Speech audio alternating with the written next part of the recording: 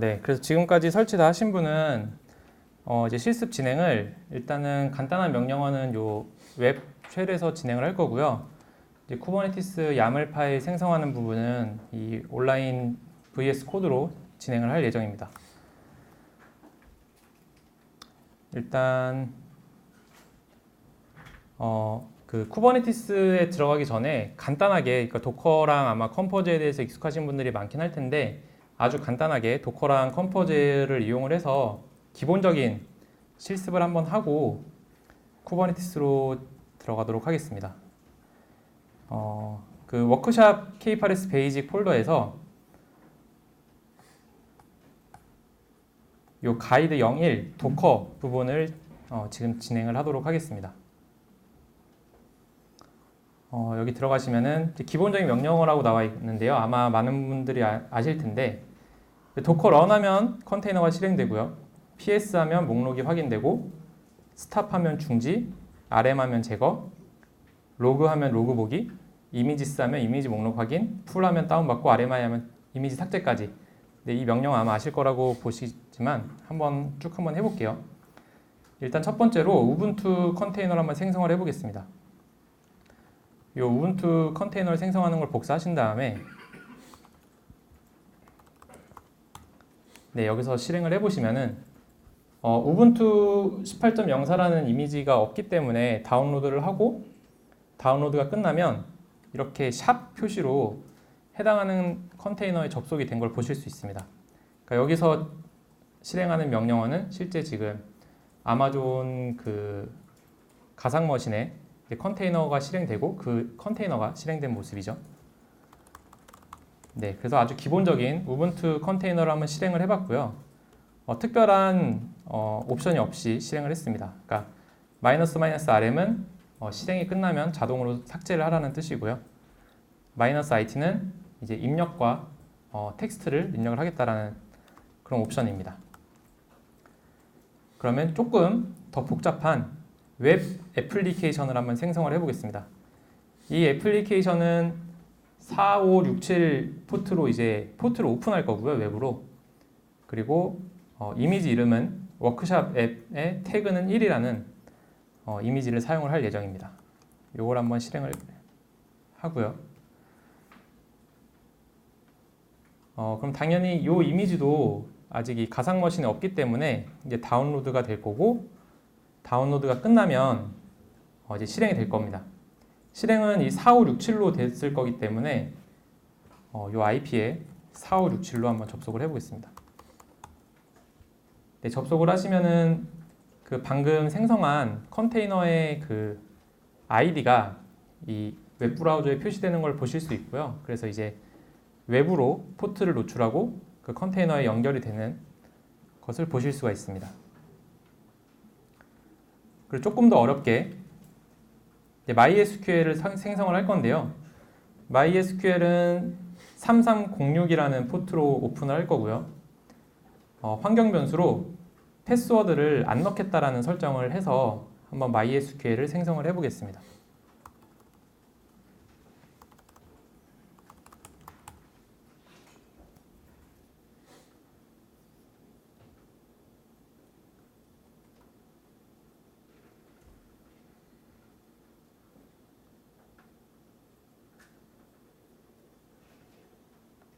네, 이렇게 MySQL 컨테이너가 생성이 됐으면 실제 이제 MySQL 컨테이너에 접속을 해서 계정을 하나 MySQL 계정을 하나 만들 텐데요. 요 exec라는 명령어를 이용을 해서 만들어진 요 MySQL 컨테이너에 접속을 해보겠습니다. 네, 이렇게 이제 MySQL에 연결된 걸 확인하실 수 있고요. 여기에 데이터베이스를 만들고 계정을 만든 다음에 종료까지 이렇게 4줄을 한번 입력을 해보겠습니다. 네, 그러면은 지금 이제 MySQL 컨테이너를 하나 만들었고 거기에 접속한 다음에 데이터베이스랑 유저를 생성을 하고 종료까지 했습니다. 그러면 이번에는 이제 워드프레스를 생성을 할 건데요. 이 워드프레스를 생성을 할 때는 이 워드프레스가 MySQL을 바라봐야 되기 때문에 그 MySQL의 IP 정보를 넣어줘야 됩니다. 여기 호스트에다 넣어줘야 되는데 이 워드프레스를 실행을 하시면 이 워드프레스를 지금 8000번 포트로 이렇게 연결했기 때문에 해당하는 IP에 8000번으로 접속을 해서 워드프레스가 잘 떴는지 확인을 한번 해보겠습니다.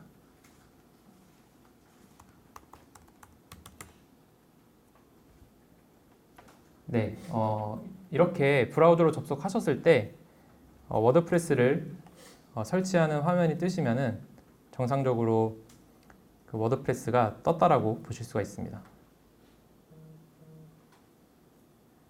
네, 그리고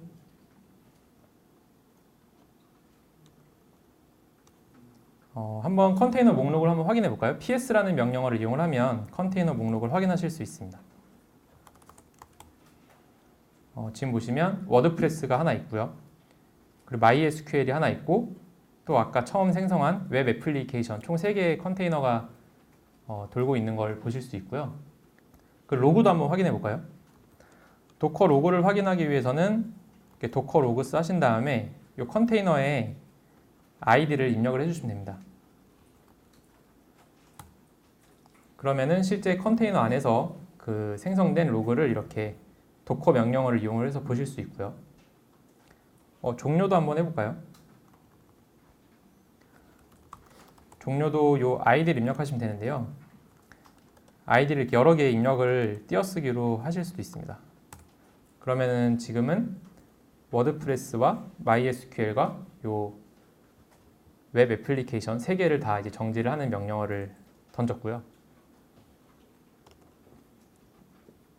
그 다음에 이 스탑을 한다고 그래서 이제 컨테이너가 완전히 제거가 되진 않거든요. 아직 이 종료된 상태로 남아있기 때문에 삭제도 한번 해보겠습니다. 삭제는 요 rm 명령어를 이용을 해서 요 3개를 삭제를 하겠습니다.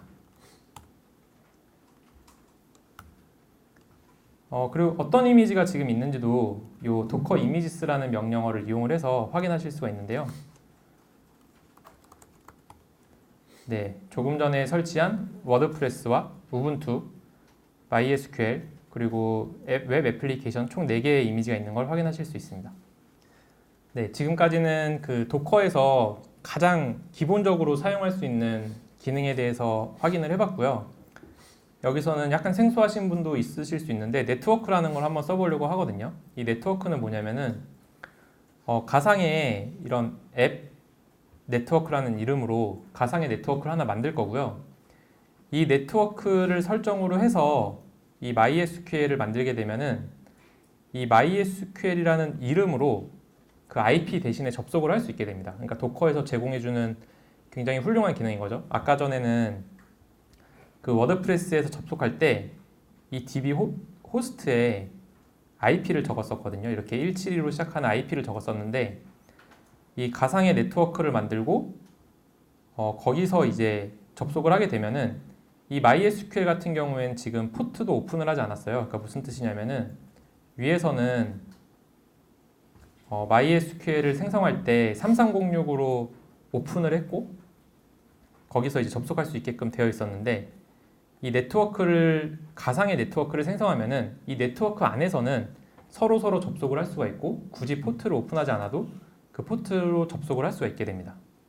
한번 이 부분을 이용을 해서 그 조금 전에 했었던 그 워드프레스와 MySQL을 다시 한번 만들어 보겠습니다. 일단 다시 만드시려면은 기존에 생성된 거를 다 스탑하고 RM으로 제거를 해서 이렇게 깨끗한 상태에서 진행을 할 거고요. 일단 가상의 앱 네트워크라는 이제 이름으로 가상의 네트워크를 하나 만들고요. MySQL을 만드시는데 이 MySQL이 속하는 네트워크를 이렇게 지정을 해줍니다. 그러니까 아무것도 지정 안 해주면 네트워크에 속하지 않는데 이렇게 명시적으로 가상의 네트워크에 속하게끔 이렇게 지정을 해주시고요. 그 다음에 동일하게 접속을 해서 네, 지금 올라오고 있는 중인 것 같네요.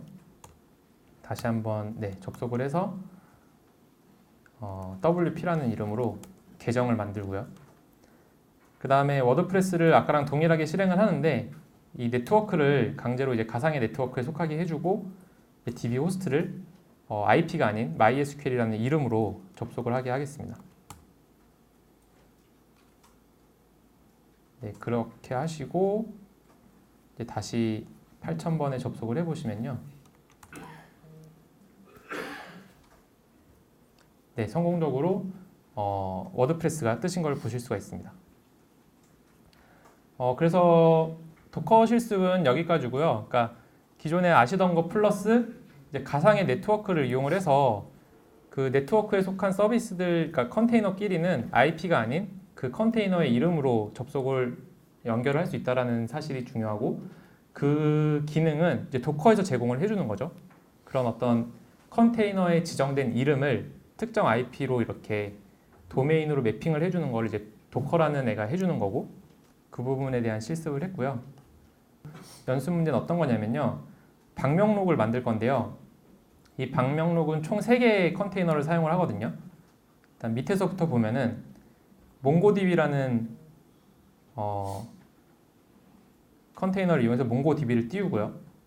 그 다음에 백엔드는 API인데 API의 이미지 이름은 이렇게 되고, 거기서 사용하는 환경 변수는 포트랑, 이 포트는 이 백엔드가 뜨는 포트고요. 이 게스트북 데이터베이스 어드레스는 이 몽고DB에 대한 주소입니다. 그러니까 그 2개를 환경 변수로 넣을 수 있고요. 또 프론트엔드는 이미지명은 이렇게 되고요. 그리고 환경 변수도 동일하게 이 프론트엔드가 뜰 내부 포트와 그리고 이 프론트엔드가 접속할 이 백엔드의 IP와 패스워드를 이렇게 환경 변수로 받습니다. 그래서 이렇게 이 3개를 띄워서 한번 방명록을 한번 띄워보는 것을 실습을 하고요. 이 실습은 그 조금 전에 만들었던 이 네트워크 기능을 이용을 해서 이 네트워크에 속하게 만들고, 거기서 이제 그 이름으로 서로 접근할 수 있게끔 그렇게 한번 실습을 해보겠습니다. 네, 한번 만들어 보도록 하겠는데요. 일단 순서는 몽고DB를 먼저 띄울 거고요. 이 몽고DB는 이름을 지정을 해줄 건데요. 몽고DB라는 이름으로 컨테이너를 생성을 할 거고, 가상 네트워크에 속하도록 만들 겁니다. 그렇게 되면은 그 가상 네트워크에 속한 컨테이너끼리는 그 서로 IP를 몰라도 이 컨테이너의 이름으로 그 연결을 할 수 있기 때문에 몽고DB를 이름과 그 가상 네트워크에 속하도록 설정을 하겠습니다.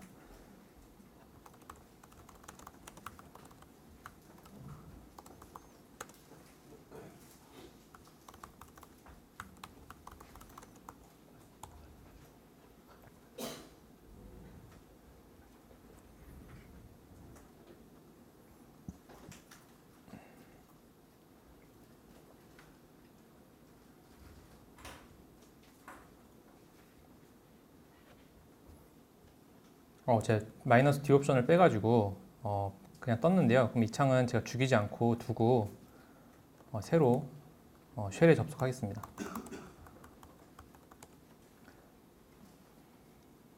네, 지금 도커의 목록을 보면은요, 몽고DB 4 버전의 이미지가 몽고DB라는 이름으로 지금 떴고요. 그리고 네트워크 옵션을 줬기 때문에 앱 대시 네트워크라는 안에서 도는 컨테이너는 이 이름으로 이 IP를 찾을 수가 있을 겁니다.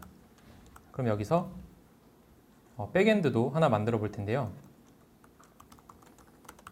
네, 백그라운드 옵션을 주고 네임을 백엔드로 주겠습니다. 그리고 네트워크를 제가 화면을 꺼서 다시 할게요. 네, 네임을 백엔드로 주고 네트워크를 앱의 네트워크로 지정을 한 다음에 환경 변수가 2개가 있는데요. 포트라는 환경 변수를 줘서 내부적으로 백엔드 서버는 8000번 포트로 뜨게 하겠습니다. 그러면은 지금 이름을 백엔드로 줬기 때문에 같은 가상 네트워크에 있는 다른 컨테이너가 백엔드라는 도메인 이름과 8000번 포트를 입력하면은 이 백엔드 서버를 찾을 수가 있을 겁니다. 그리고 이 백엔드 서버는 몽고DB를 바라봐야 되는데, 그 몽고DB를 바라보는 주소가 이 데이터베이스 어드레스라는 환경 변수로 지정을 할 수 있기 때문에 여기서 몽고DB의 IP와 포트를 지정을 해줘야 되는데요. 아까 전에 만들 때 이름이 몽고DB로 만들었기 때문에 몽고DB라는 이름, 그러니까 IP 대신에 도메인을 쓰는 거죠. 그리고 여기에 몽고DB의 포트인 27017 포트를 환경 변수 이렇게 두 개를 지정을 했고요. 그 다음에 요 백엔드 이미지를 실행을 하겠습니다. 그러면 지금 처음 실행하는 거기 때문에 요 이미지를 다운로드 받고 이 컨테이너는 백엔드라는 이름과 앱 네트워크라는 것에 속하고요. 그리고 내부적으로 8000번 포트로 서버를 띄울 겁니다. 이 포트를 제가 만약 3000번이나 4000번으로 바꾸면 이 백엔드 서버는 그 해당하는 포트로 서버가 뜨기 때문에 나중에 프론트엔드에서 접근할 때 여기에 지정한 포트로 지정을 하면 되고요. 네, 한번 로그를 한번 살펴보겠습니다. 네, 지금 뭔가 특별한 에러가 없는 거 보니까 잘 뜬 것 같고요. 그래서 프론트엔드를 띄우도록 하겠습니다. 프론트엔드도 백그라운드로 띄울 거기 때문에 -D 옵션을 주고요. 그 네임은 사실 특별히 의미가 없겠죠. 왜냐면은 이 프론트엔드를 같은 네트워크에서 다른 컨테이너가 바라본다고 하면 IP 대신에 네임을 바라봐야 돼서 네임이 되게 유용한데 여기서는 뭐 이름은 크게 중요하지 않을 것 같고 중요한 거는 밖에서 이제 브라우저에서 접근을 할 수 있어야 되기 때문에 호스트랑 포트를 매핑을 해주겠습니다. 3000번을 8000번, 그러니까 내부에 8000번으로 서버를 띄우면 이 IP에 3000번으로 접속하면은 내부에 8000번이랑 연결될 겁니다. 포트를 8000번으로 주고요. 그리고 백엔드 주소를 봐야 되기 때문에 이 백엔드 주소를 설정을 하겠습니다. 아까 전에 백엔드를 띄울 때 그 이름을 백엔드라고 했고 그 포트를 8000번으로 했기 때문에 이렇게 백엔드에 8000번을 지정을 하시면 같은 네트워크, 네트워크를 또 써줘야겠죠? 네트워크에 있기 때문에 서로 찾아서 접근이 될 겁니다.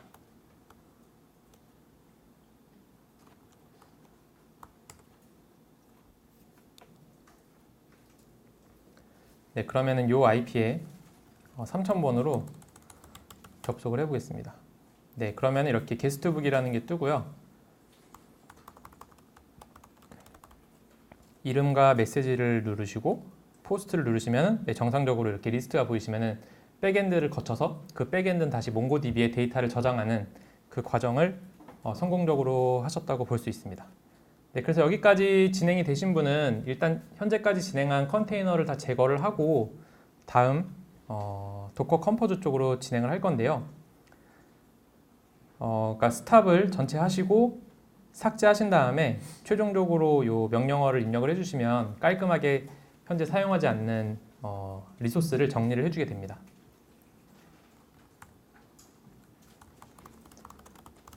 네, 지금 많이 떠 있기 때문에 이렇게 전체에 떠 있는 컨테이너를 이렇게 스탑을 시켜주고요.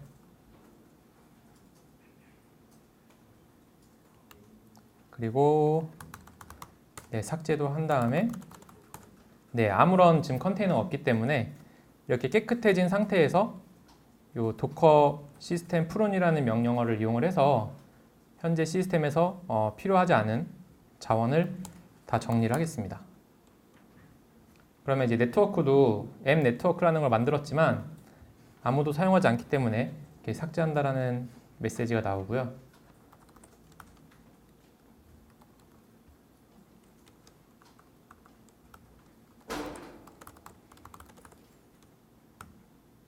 네. 그래서 일단 정리가 되셨으면은 지금 이제 도커를 이용을 해서 간단하게 가상 네트워크를 만들어 봤고 가상 네트워크 상에서 IP가 아닌 컨테이너의 이름으로 서로 접근을 해봤고요. 그리고 백엔드랑 몽고DB는 포트를 매핑하지 않았고 프론트엔드는 외부로 프론트를 매핑한 그 샘플을 실행을 해봤습니다.